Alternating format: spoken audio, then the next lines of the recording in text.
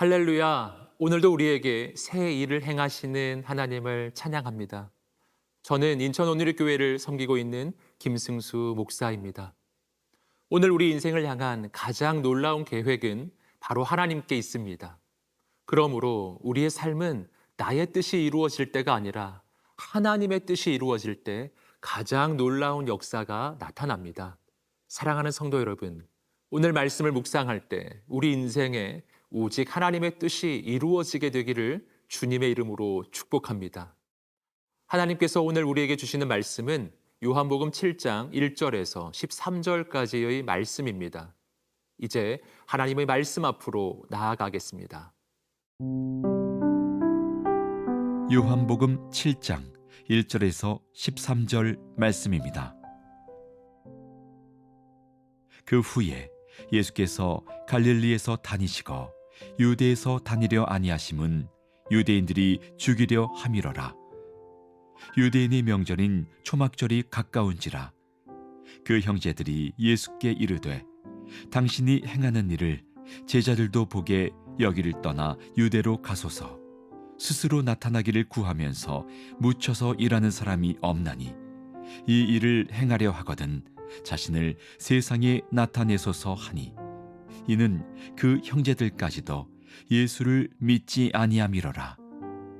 예수께서 이르시되 내 때는 아직 이르지 아니하였거니와 너희 때는 늘 준비되어 있느니라.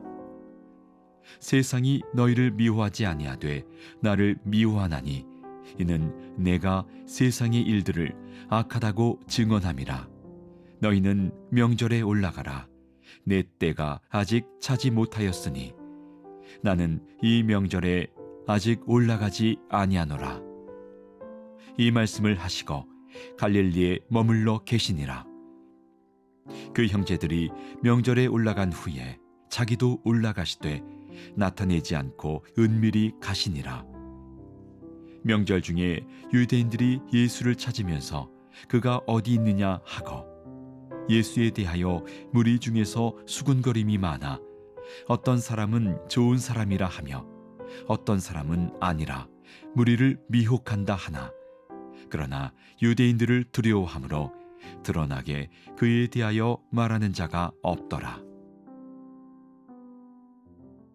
오늘 말씀은 유대인의 명절인 초막절이 가까운 때에 일어난 일을 다루고 있습니다. 그때 예수님의 형제들이 예수님께 갈릴리를 떠나 유대로 가라고 합니다. 함께 3절과 4절 말씀 읽어보겠습니다. 그 형제들이 예수께 이르되 당신이 행하는 일을 제자들도 보게 여기를 떠나 유대로 가소서. 스스로 나타나기를 구하면서 묻혀서 일하는 사람이 없나니 이 일을 행하려 하거든 자신을 세상에 나타내소서 하니. 여기서 우리는 예수님의 형제들이 이렇게 말한 까닭을 발견합니다.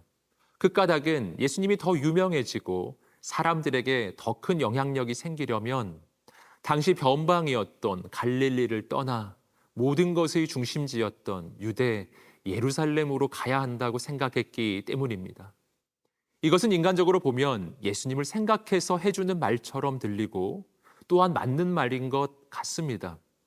그러나 이어지는 구절을 보시면 성경은 그 형제들에 대해 전혀 다르게 평가합니다. 함께 5절 말씀 보겠습니다. 이는 그 형제들까지도 예수를 믿지 아니함이로라. 놀랍게도 성경은 그 형제들이 이렇게 말하는 까닭은 그들이 예수님을 믿지 않기 때문이라고 말합니다. 그렇다면 이들은 예수님에 대하여 무엇을 믿지 않았다는 것일까요? 분명히 이들은 예수님이 놀라운 일을 행하시는 대단한 분이시라는 것은 믿었던 사람들입니다. 그러나 이들이 몰랐던 것은 예수님이 그러한 일을 행하시는 목적은 자신을 높이기 위함이 아니라 하나님의 사명을 이루기 위함이었다는 사실입니다. 그러므로 예수님께 중요한 것은 얼마나 더 유명해지느냐, 얼마나 더 사람들에게 인정을 받느냐가 아니었습니다. 예수님께 중요한 것은 하나님께서 나에게 주신 사명을 이루고 있느냐였습니다. 하나님께서 예수님께 주신 사명은 바로 이 땅에 죽어가는 영혼들을 살리는 것이었습니다. 주님은 그 한 가지 목적을 이루기 위해 말씀을 전하고 병자를 고치고 영혼들을 회복시켜 주신 것이었습니다.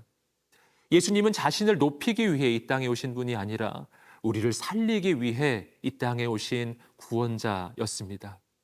예수님의 형제들은 안타깝게도 예수님이 이러한 구원자임을 믿지 않았던 것입니다. 그들은 예수님 바로 옆에서 예수님이 행하시는 놀라운 역사를 보고 있었지만 예수님에 대해 제대로 알지 못했고 여전히 세상적인 눈으로 예수님을 보고 있었던 것입니다. 사랑하는 성도 여러분, 오늘 우리는 혹시 예수님의 형제들처럼 신앙생활을 한다고 하면서도 여전히 세상적인 관점과 인간적인 욕심을 가지고 있지는 않습니까?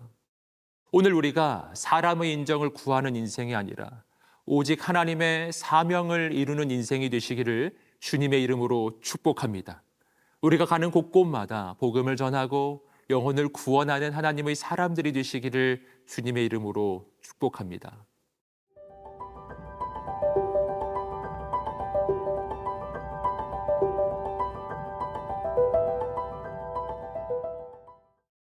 예수님의 형제들이 갈릴리를 떠나 유대 예루살렘으로 가라고 제안하였을 때 주님께서는 이렇게 대답하십니다. 8절 말씀입니다. 너희는 명절에 올라가라. 내 때가 아직 차지 못하였으니 나는 이 명절에 아직 올라가지 아니하노라.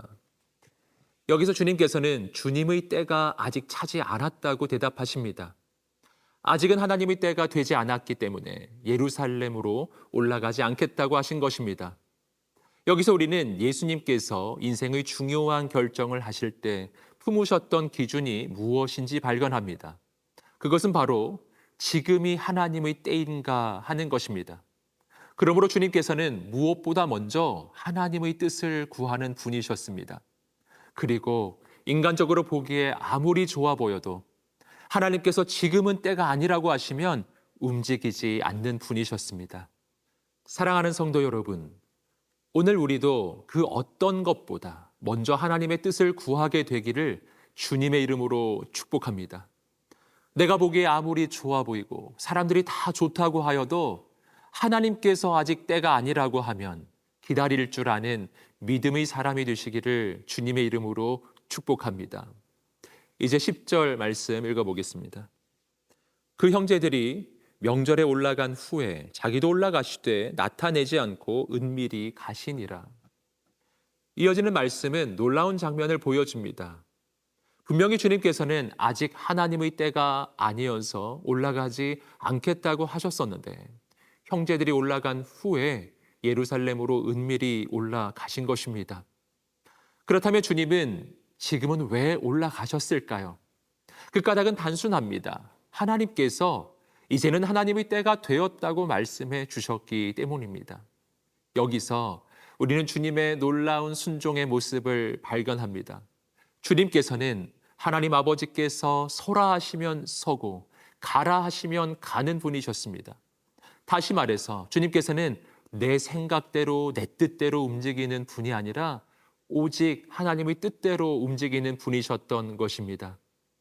여기서 우리는 예수님의 삶을 통해 어떻게 그렇게 놀라운 일이 일어났는지 그 까닭을 발견합니다. 그 까닭은 예수님은 하나님의 말씀에 절대 순종하는 분이셨기 때문입니다. 순종이란 그 명령을 주신 분께 모든 책임을 돌려드리는 것입니다. 내가 하나님의 명령에 순종하면 그것은 저는 이 일을 할 수 없으니 하나님께서 책임져 주십시오 라고 고백하는 것입니다. 그러므로 순종하면 하나님께서 책임져 주시고 순종하면 기적이 일어납니다.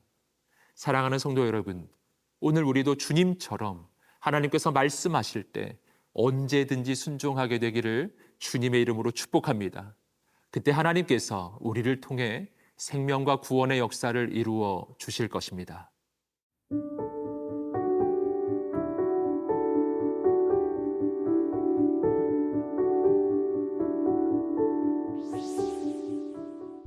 사랑하는 주님, 오늘 우리가 사람의 인정을 구하는 인생이 아니라 오직 하나님의 사명을 이루는 인생이 되게 하여 주옵소서. 인생의 중요한 결정의 순간에 사람들의 생각을 따라가는 인생이 아니라 오직 하나님의 뜻을 구하는 인생이 되게 하옵소서. 그리고 하나님께서 말씀하실 때 언제든지 순종하는 우리가 되게 하옵소서. 감사하며 예수님의 이름으로 기도드립니다. 아멘.